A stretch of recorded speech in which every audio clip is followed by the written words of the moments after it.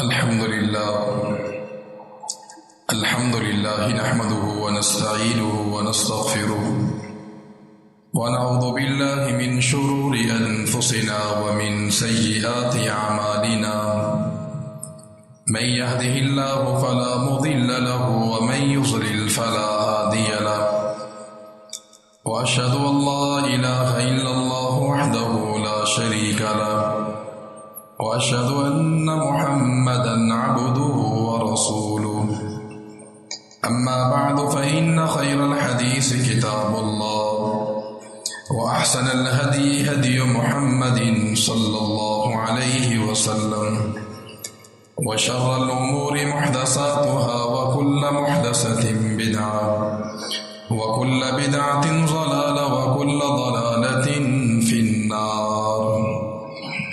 من يطع الله ورسوله فقد رشد واهتدى ومن يعص الله ورسوله فقد ضل وغوى. اللهم صل على محمد وعلى آل محمد كما صليت على إبراهيم وعلى آل إبراهيم إنك حميد مجيد. اللهم بارك على محمد وعلى آل محمد كما باركت على إبراهيم وعلى آل إبراهيم إنك حميد مجيد. أما بعد فأعوذ بالله السميع العليم من الشيطان الرجيم. بسم الله الرحمن الرحيم. يا أيها الذين آمنوا اتقوا الله حق تقاته ولا تموتن إلا وأنتم مسلمون. يا أيها الناس اتقوا ربكم الذي خلقكم من نفس واحدة وخلق منها زوجها وبث منهما رجالا كثيرا ونساء واتقوا الله الذي تساءلون به والأرحام إن الله كان عليكم رقيبا. يا أيها الذين آمنوا اتقوا الله وقولوا قولا سديدا يصلح لكم أعمالكم ويغفر لكم ذنوبكم ومن يطع الله ورسوله فقد فاز فوزا عظيما. وقال الله تبارك وتعالى في مقام آخر: قد يعلم الله الذين يتسللون منكم لواذا فليحذر الذين يخالفون عن أمره أن تصيبهم فتنة أو يصيبهم عذاب أليم.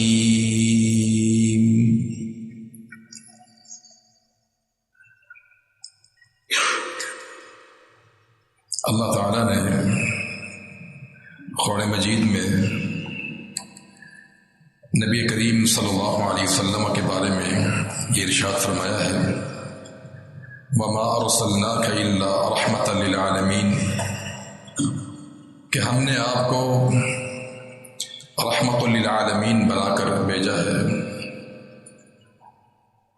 نبی کریم صلی اللہ علیہ وسلم کی ذات پوری کائنات کے لیے رحمت ہے، اور آپ صلی اللہ علیہ وسلم کی بات بھی ساری کائنات کے لیے رحمت ہے. آپ صلی اللہ علیہ وسلم کی سنتوں پہ عمل کرنا یہ باعث برکت اور باعث رحمت ہے. ایک مومن کی شان ہی یہی ہوتی ہے کہ جب بھی وہ کوئی عمل کرتا ہے تو یہی سوچ کر کرتا ہے کہ یہ عمل نبی کریم صلی اللہ علیہ وسلم نے کیا ہے. امیر عمر کے بارے میں آتا ہے رضی اللہ تعالی عنہ، آپ نے بیت اللہ کا طواف کیا اور طواف کے دوران جب آپ کے سامنے حجر اسود آیا تو اس موقع پہ آپ نے ارشاد فرمایا تھا اس کا بوسہ لیتے ہوئے کہ انی لعلم انک حجر، کہ مجھے معلوم ہے کہ تو پتھر ہے، لا تضر ولا تنفع، نہ تو نقصان دے سکتا ہے نہ تو کسی کو نفع پہنچا سکتا. تجھے میں نے بوسہ اس لیے دیا ہے کہ لولا انی رأیت النبی صلی اللہ علیہ وسلم یقبلک ما قبلتک، اگر میں نے اللہ کے نبی کو نہ دیکھا ہوتا تجھے بوسہ دیتے ہوئے تو ما قبلتک، تو میں بھی بوسہ نہ دیتا تجھے۔ یعنی میرا چومنا، میرا بوسہ دینا، یہ اسی بنیاد پر ہے کہ اللہ کے پیغمبر نے ایسے کیا۔ تو مومن کی شان یہی ہوتی ہے کہ وہ نبی کریم صلی اللہ علیہ وسلم کی سنتوں سے پیار کرتا ہے اور عمل سے پہلے یہ سوچتا ہے کہ یہ عمل اللہ کے پیغمبر نے کیا ہے۔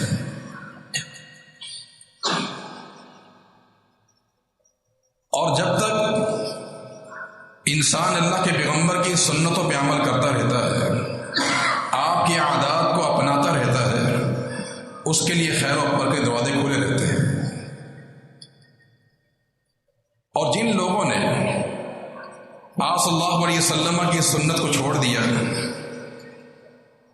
اور اس کو حقارت کی نگاہ سے دیکھا، سنت کا مذاق اڑایا، اللہ تعالیٰ نے ذلت، بربادی ان کا مقدر بنا دی۔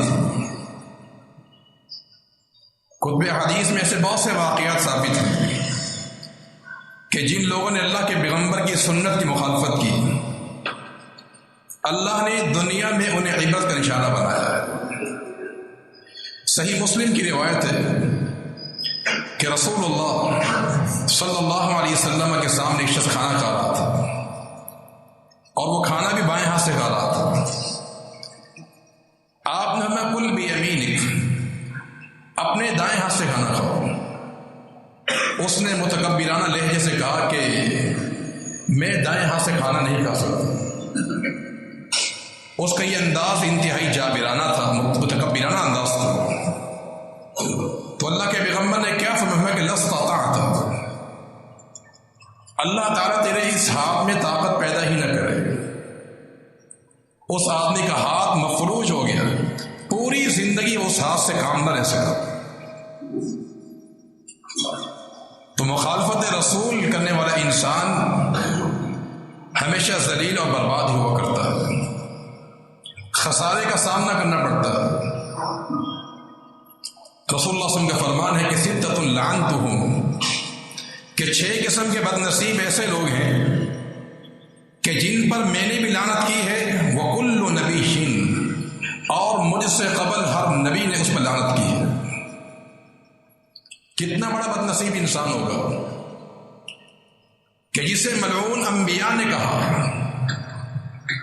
ان 6 افراد میں کہ التارک لسنتی، میری سنت کو چھوڑنے والا انسان بھی ملعون ہے، اسے میں نے بھی لعنتی قرار دیا ہے اور ہر پیغمبر نے لعنتی قرار دیا ہے۔ اور میں کہ وَكُلُّ نَبِيٍّ يُسْتَجَابُ، اللہ تعالیٰ ہر نبی کی دعا قبول بھی فرماتا ہے۔ تو سنت کا تارک، سنت کو چھوڑنے والا انسان کو اللہ کے پیغمبر نے ملعون قرار دیا ہے، لعنتی قرار دیا ہے۔ اور قرآن مجید میں اللہ تعالیٰ کا ارشاد ہے کہ فَلْيَحْذَرِ الَّذِينَ يُخَالِفُونَ عَنْ أَمْرِهِ أَن تُصِيبَهُمْ فِتْنَةٌ أَوْ يُصِيبَهُمْ عَذَابٌ أَلِيمٌ، فرمایا کہ ڈرنا چاہیے ان لوگوں کو جو میرے پیغمبر کی مخالفت کرتے ہیں، أَن تُصِيبَهُمْ فِتْنَةٌ، کہ انہیں دنیا میں کوئی فتنہ آ سکتا ہے، أَوْ يُصِيبَهُمْ عَذَابٌ أَلِيمٌ، اور آخرت میں دردناک عذاب کا سامنا کرنا پڑے گا۔ یہ نبی کی مخالفت کے 2 نتیجے ہیں، یا انسان دنیا میں فتنے میں شکار ہو جائے گا، کاروبار ٹھپ ہو سکتا ہے، کوئی اور اس کا نقصان اس کو اٹھانا پڑ سکتا ہے۔ اگر دنیا میں انسان بچ بھی جائے، او یصیبہم عذاب علیم، آخرت میں وہ انسان بچ نہیں سکے گا۔ تو اس لیے میرے بھائیو، ہمیں اس بات پہ غور کرنا ہے کہ اللہ تعالیٰ نے نبی کریم صلی اللہ علیہ وسلم کو ہماری نمونہ بنا کے بھیجا ہے، ایک سیمپل بنا کے بھیجا ہے، اور پوری زندگی اسی پیغمبر کے مطابق گزارنی پڑے گی۔ اگر ہم نے اس کی مخالفت کی، نتیجہ ہمارے سامنے ہے کہ بربادی کا سامنا کرنا پڑے گا۔ آپ صلی اللہ علیہ وسلم کا فرمان ہے کہ اگر ایک انسان کہیں سفر پہ گیا ہوا ہو، جب وہ واپس آئے گا تو واپس آنے سے پہلے وہ گھر میں پیشگی اطلاع دے کہ میں آ رہا ہوں، اور اس کی آپ نے علت یہ بیان فرمائی کہ تاکہ اس کی جو اہلیہ ہے وہ اپنے آپ کو درست کر لے، بن سنور جائے۔ جب یہ حدیث بیان کی گئی تو اللہ کے نبی کے زمانے میں ایک شخص نے کہا کہ میں اس کو نہیں مانتا، میرا گھر ہے، میں جب چاہوں گھر میں داخل ہو جاؤں، مجھے اپنے گھر میں پیشگی اطلاع دینے کی ضرورت نہیں ہے۔ ابھی یہ صراحت کے ساتھ اللہ کے پیغمبر کے فرمان کی مخالفت ہے۔ نتیجہ پھر کیا نکلا؟ وہ انسان سفر پہ چلا گیا، اور جب اس نے واپس آنا تھا، پیشگی اس نے اطلاع نہ دی گھر والوں کو، اور وہ اچانک گھر میں داخل ہوا۔ اس نے عجیب منظر دیکھا کہ اس نے اپنی بیوی کو کسی اور مرد کے ساتھ ملوث پایا۔ لکھا محدثین نے کہ اس انسان کو دنیا میں سزا ملی اللہ کے پیغمبر کی حدیث کی مخالفت کرنے کی وجہ سے۔ رسول اللہ صلی اللہ علیہ وسلم کا فرمان ہے کہ جب ایک طالب علم کی راہ پہ چلتا تھا تو ان الملائکۃ لتضع اجنحتها، اللہ تعالیٰ کے فرشتے اس طالب علم کے لیے پر بچھاتے ہیں۔ جس راہ پر دین کا طالب چلتا ہے وہ اپنے قدموں پر نہیں چلتا، بلکہ اللہ تعالیٰ کے فرشتے اس کے لیے اپنے پر بچھاتے ہیں۔ ابھی اللہ کے نبی کا فرمان ہے، واضح حدیث ہے، اس پر ہمارا ایمان ہونا چاہیے۔ لیکن اس دور میں ایک من چلا تھا، اس نے اللہ کے پیغمبر کی اس حدیث کا مذاق اڑایا۔ اس نے ایسا جوتا بنوایا کہ جس کے نیچے نکیلے کیل لگا دیے گئے، اور کہا کہ جہاں جہاں طالب علم چلے گا میں اس کے ساتھ ساتھ چلوں گا تاکہ اپنے جوتے کے ساتھ فرشتوں کے پروں کو رون سکوں گا۔ لکھا ابن جوزی رحمۃ اللہ علیہ نے اپنی کتاب المنتظم کے اندر کہ اللہ تعالیٰ نے ایسے اس انسان کو ایسا عبرت کا نشانہ بنایا، اسے جوتے تیار کیے، اور ایک طالب علم کو دیکھا کہ پڑھنے جا رہا تھا، اس کے ساتھ ہو لیا وہ، اللہ رب العالمین نے اس کے پاؤں میں ایک ناسور پیدا کیا، کینسر پیدا کیا کہ اس دور کے سارے اطباء مل کر بھی اس کا علاج نہیں کر سکے۔ تو قرآن نے کہا فَلْيَحْذَرِ الَّذِينَ يُخَالِفُونَ عَنْ أَمْرِهِ أَن تُصِيبَهُمْ فِتْنَةٌ أَوْ يُصِيبَهُمْ عَذَابٌ أَلِيمٌ، کہ ڈرنا چاہیے کہ کبھی بھی اللہ کے پیغمبر کی مخالفت نہ کریں، کہیں تمہیں دنیا میں عذاب نہ آ جائے، فتنے کا شکار نہ ہو۔ اور میرے بھائیوں، آپ صلی اللہ علیہ وسلم کی جو سنتیں ہیں، آپ کی جو عادات مبارکہ ہیں، ان پر انسان کو ہر حالت میں عمل کرنا چاہیے۔ ہمارے ایسا ہوتا ہے کہ خوشحالی کے ایام میں ہم سنتوں پہ عمل کرتے ہیں، لیکن اگر کہیں مصائب کا سامنا آ جائے، پریشانی کا سامنا آ جائے، تو اس موقع پہ ہم سنت کو قربان کر دیتے ہیں۔ حالانکہ مومن کی شان یہ ہے کہ ہر لمحے وہ یہ سوچتا ہے کہ میں جو یہ عمل کر رہا ہوں نبی نے کیا یا نہیں کیا ہے۔ اگر وہ کھانا کھاتا ہے، کھانا کس انداز سے کھائے جیسے اللہ کے پیغمبر نے کھایا ہے۔ ایک انسان رات کو نیند کرتا ہے، آرام کرتا ہے، اگر وہ سنت کے مطابق آرام کرے، اس کی پوری یہ نیند آرام جو سنت بن جائے گی۔ تو حالات جیسے بھی ہوں، خوشی کے لمحات ہوں، غمی کے لمحات ہوں، ہر لمحے سنت پہ عمل کرنا چاہیے۔ لیکن ہمارے یہاں پیمانے الگ الگ ہیں۔ میرے اگر ہم نے اپنی دین کا جائزہ لینا ہو کہ ہم کتنے دیندار ہیں، اس کے دو موقع ہوتے ہیں میرے بھائی۔ ایک شادی کا موقع ہوتا ہے، شادی بیاہ کا موقع ہوتا ہے، اس وقت معلوم ہوتا ہے کہ ہم کتنے دیندار ہیں، کتنی ہمیں اللہ کے پیغمبر سے محبت ہے۔ یا پھر کہیں کوئی غم کا مسئلہ آ جائے، کوئی میت کا مسئلہ ہو، اس موقع پہ ہمارا دین کا امتحان ہوتا ہے۔ شادی بیاہوں کا موقع آتا ہے، رسم و رواج ہندوانہ جن کا اسلام سے کوئی تعلق نہیں ہوتا،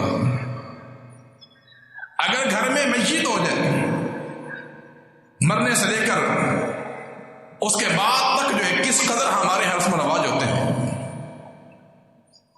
حالانکہ وہ رسم و رواج دین نہیں ہے، اسلام نہیں ہے میرے بھائی۔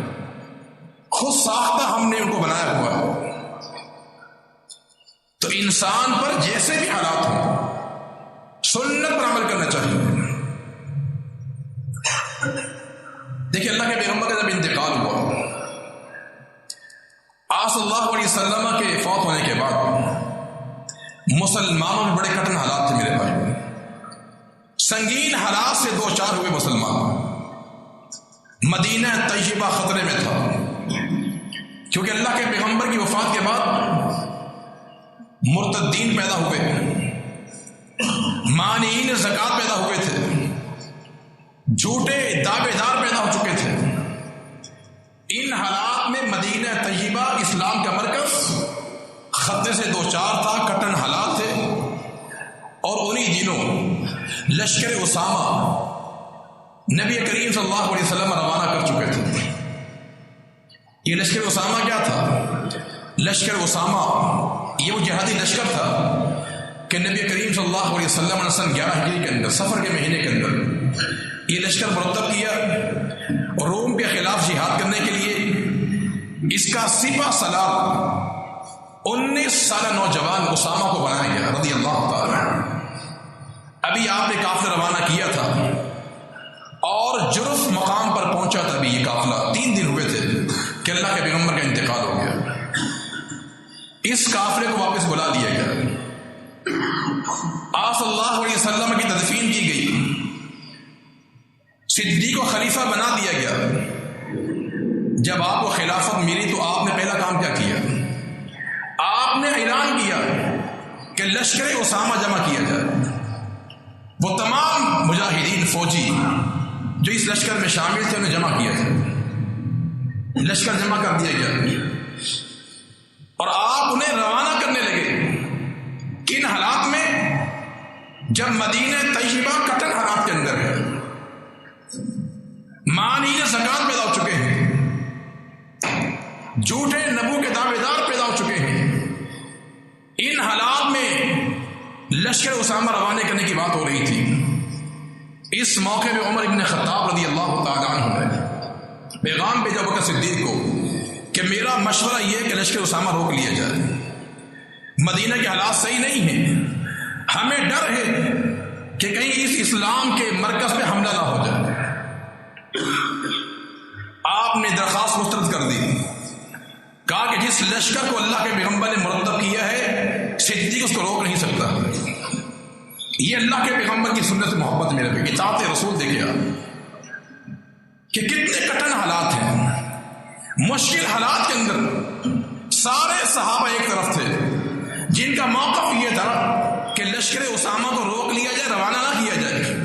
اکیلے صدیق کا موقف یہ تھا کہ نہیں, جس لشکر کو اللہ کے پیغمبر نے روانہ کیا ہے میں چاہتا نہیں اس لشکر کو روک دیا جائے. جب یہاں بات نہ بنی پھر آپ کی کمزوری تلاش کی گئی. کمزوری یہ تلاش کی گئی کہ ابوبکر رضی اللہ تعالیٰ عنہ مدینہ منورہ میں ازواج مطہرات بھی رہتی ہیں. کہیں ایسا نہ ہو کہ لشکر اسامہ روانہ کر دیا جائے, مدینہ خالی ہو جائے اور ازواج مطہرات پہ حملہ نہ کر دیا جائے. یہ کمزوری ڈھونڈی گئی آپ کی کہ شاید آپ مان جائیں. تو آپ نے کیا جواب دیا تھا؟ کہا کہ لشکر اسامہ روانہ کرنے سے پورا مدینہ خالی ہو جائے, صدیق اکیلا باقی بچے, مجھے بھیڑیے نوش کھائیں تو تب بھی اس لشکر کو روکوں گا نہیں میں. یہ اللہ کے پیغمبر سے محبت کی علامت ہے میرے بھائی کہ جیسے بھی حالات انسان پہ آ جائیں, کٹن سے کٹن حالات ہوں لیکن سنت پر عمل. اللہ کے پیغمبر نے جو کام کیا ہے وہ کر کے دکھانا یہ مومن کی شان ہوا کرتی ہے. اس کی دوسری مثال آپ دیکھیے. عثمان غنی رضی اللہ تعالیٰ عنہ جب آپ کو خلیفہ بنایا گیا, آپ حالات جانتے ہیں کہ جب آپ کو خلیفہ بنایا گیا اس دور میں بلوائی اور اسلام کے جو مخالفین تھے انہوں نے مدینہ کو یرغمال کر لیا تھا.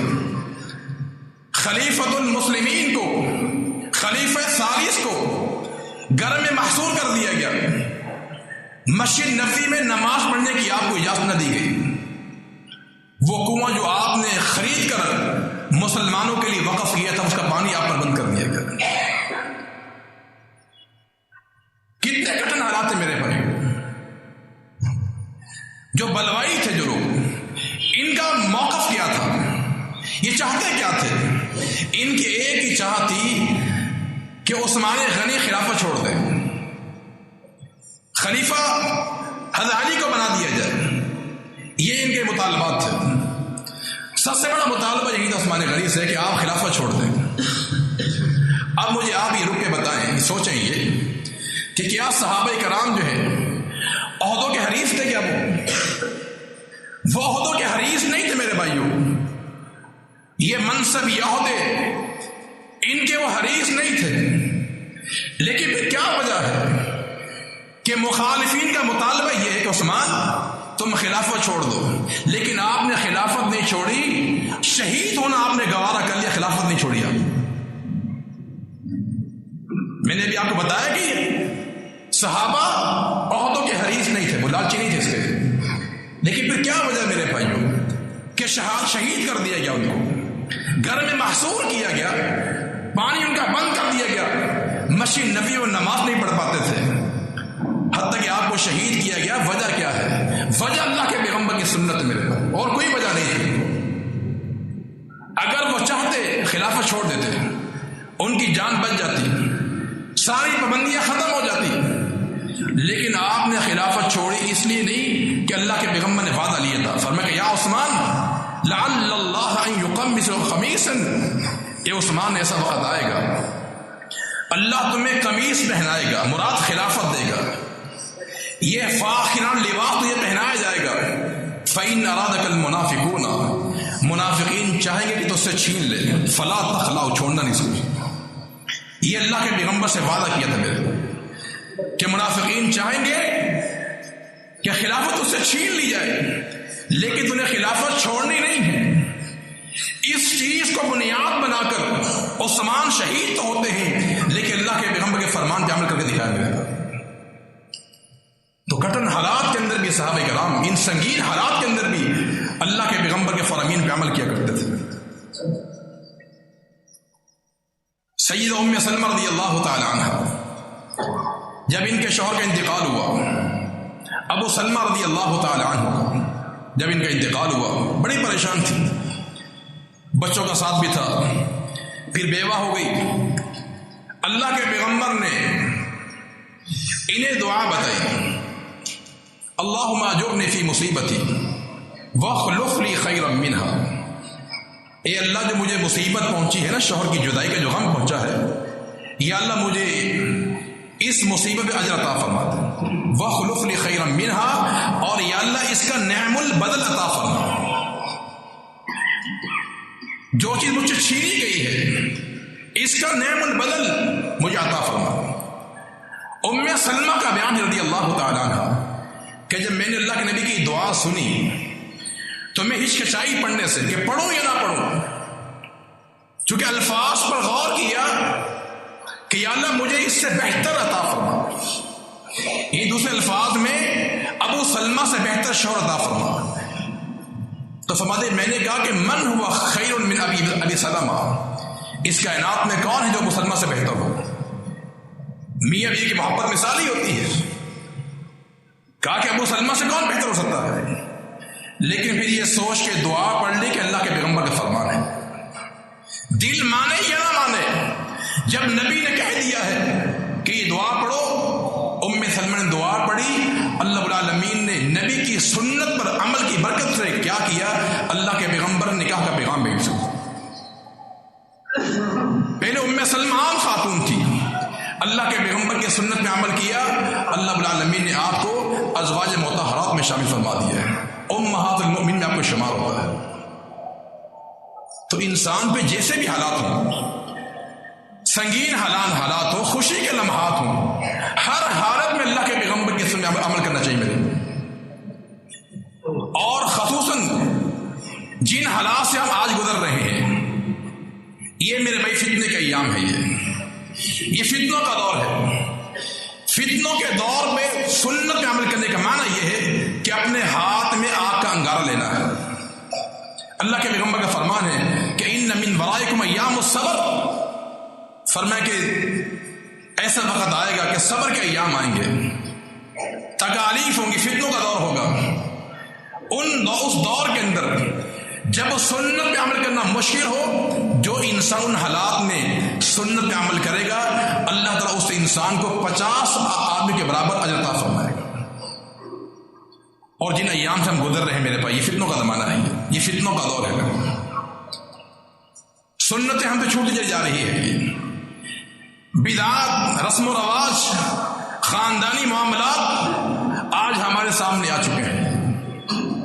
میں نے آپ کو جو واقعات سنائے ہیں کہ سنگین حالات میں بھی صحابہ کرام نے سنت کو چھوڑا نہیں میرے بھائی، لیکن آج ہمارا کردار ایسا نہیں ہے۔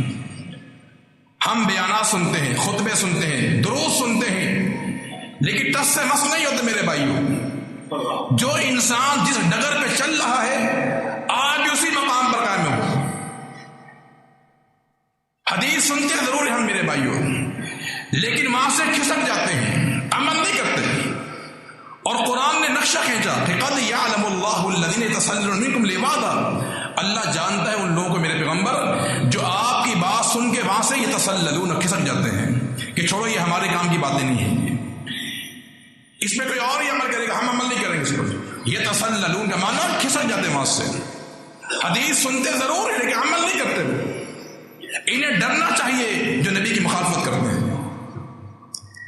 میں ایک مثال دے کے بات ختم کروں گا اپنی، کہ ہم اللہ کے پیغمبر کی بات سنتے ہیں لیکن اس میں ہمارا عمل نہیں ہے۔ حالانکہ صحابہ کرام کے میں نے آپ کو حالات بتائے کہ سنگین حالات میں بھی موت سامنے نظر آ رہی ہے، پھر بھی سنت پہ عمل کیا انہوں نے۔ ہم خوشحالی پہ عمل نہیں کر سکتے میرے بھائی۔ ایک مثال دے کے بات واضح کرتے ہیں۔ اللہ کے پیغمبر کا فرمان ہے کہ اذا خاطب الیکم من ترضون دینہ وخلقہ فزوجوہ، اگر تمہارے گھر میں نکاح کا پیغام آ جائے، بیٹے کا آ جائے یا بیٹی کا پیغام آ جائے، اور اس میں دو چیزیں موجود ہوں، لڑکے میں یا لڑکی کے اندر جو ہے پیغام لڑکے کا آئے یا لڑکی کا آ جائے، دو چیزیں موجود ہوں، نمبر ایک دینہ وخلقہ، لڑکا یا لڑکی دیندار ہے، اور نمبر دو اچھے اخلاق والے ہیں۔ حکم کیا؟ فزوجوہ، پھر وہاں رشتہ جوڑ دیا جائے، شادی کر دی جائے۔ اگر بیٹا ہے تو بھی، اگر بیٹی تو بھی شادی کر دینی چاہیے، اللہ کے پیغمبر کا فرمان ہے میرے۔ ایک اور حدیث فرمایا کہ عورت سے شادی کی جاتی 4 بنیادوں پر، اس کا مال دیکھ کر کہ مالدار عورت ہے، اس کا حسن دیکھ کر، اس کا خاندان برادری دیکھ کر شادی کی جاتی ہے، اور نمبر 4 اس کا دین دیکھ کر شادی کی جاتی ہے۔ فرمایا 4 چیزیں دیکھی جاتی ہیں، لیکن فاصبر بذات الدین، تم نے دینداری کو مقدم کرنا ہے۔ اور یہاں بھی کیا فرمایا کہ دین اور اخلاق اچھا ہو تو شادی کر دی جائے۔ ابھی اللہ کے پیغمبر کے فرامین میں نے آپ کو بیان کیے ہیں، کتنے لوگ جس پہ عمل کرتے میرے بھائی۔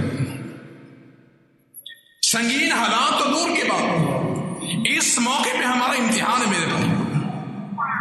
آج ہمارے ہاں دین مقدم نہیں ہے میرے بھائی، دین کا فوقیت حاصل نہیں ہے۔ لڑکا دیندار ہے لیکن برادری نہیں ہے، لڑکا دیندار ہے کاروبار نہیں ہے، لڑکا دیندار ہے خوبصورت نہیں ہے۔ یہی معاملہ لڑکی کے ساتھ ہے، لڑکی دیندار ہے، اچھے اخلاق والی ہے، لیکن یہ ہماری برادری کی نہیں ہے۔ پیغمبر نے 2 باتیں بیان کی رشتے کے لیے، دین اچھا ہونا چاہیے، اخلاق اچھا ہونا چاہیے۔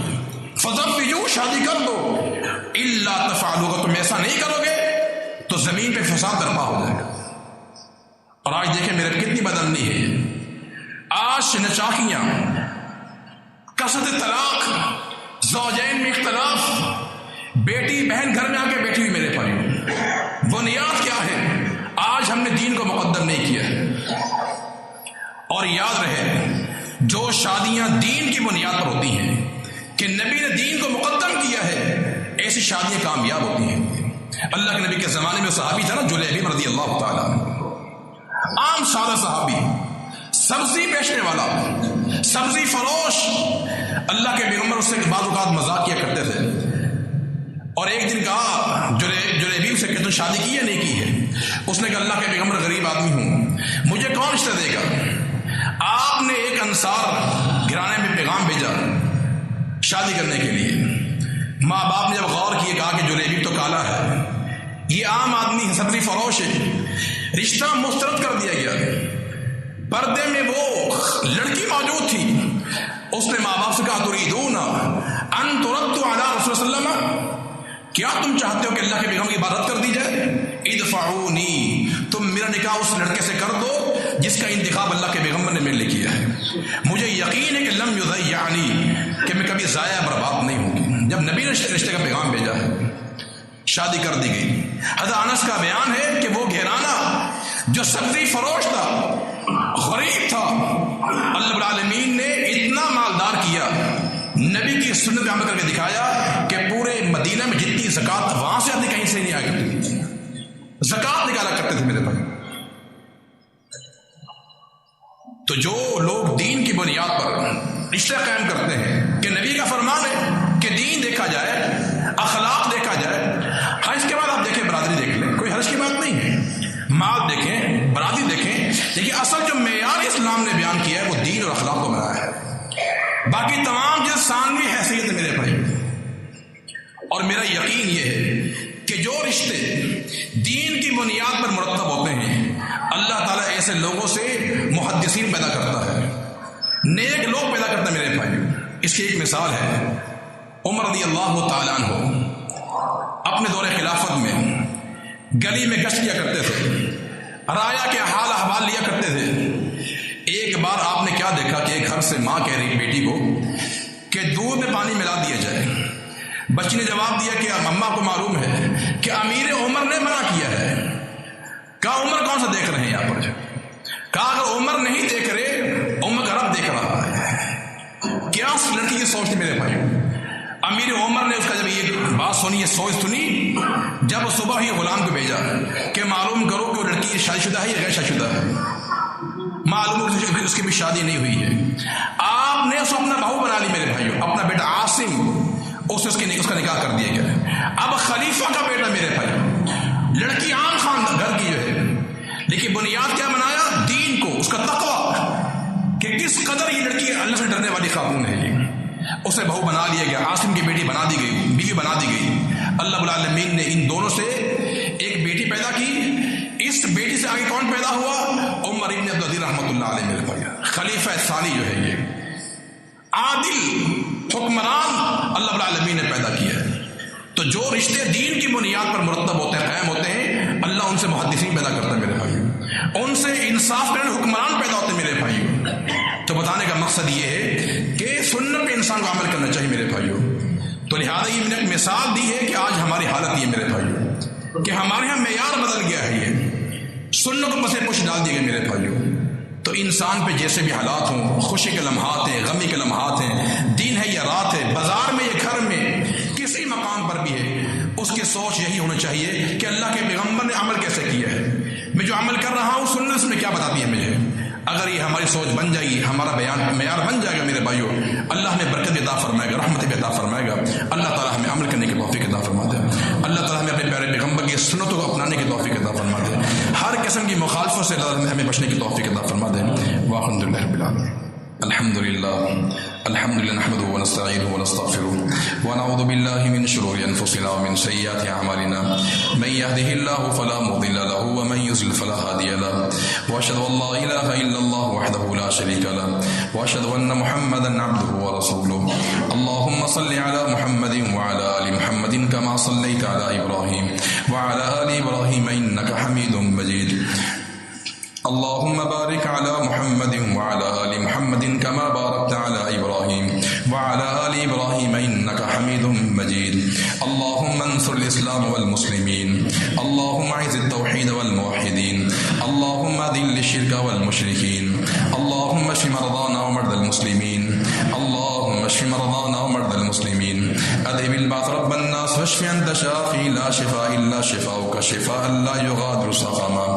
ربنا ظلمنا أنفسنا وإن لم تغفر لنا وترحمنا لنكونن من الخاسرين.